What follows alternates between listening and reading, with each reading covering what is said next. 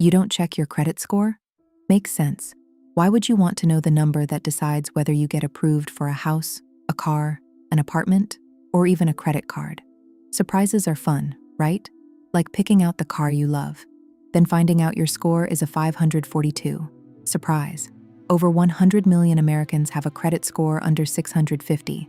So if that's you, you're not alone. But let's be clear, bad credit isn't the real problem. Ignoring it is. Most people wait until they need something.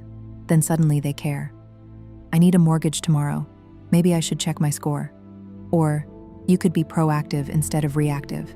That's what we do at Kredit Koncepts. A-rated, 20 plus years in business, thousands of credit profiles improved. So if your score is under 650, why are you still waiting? Go to www.kreditkoncepts.com or call us today. Fix the problem before you need your credit, because nothing feels worse than hearing, "Sorry, you're not approved."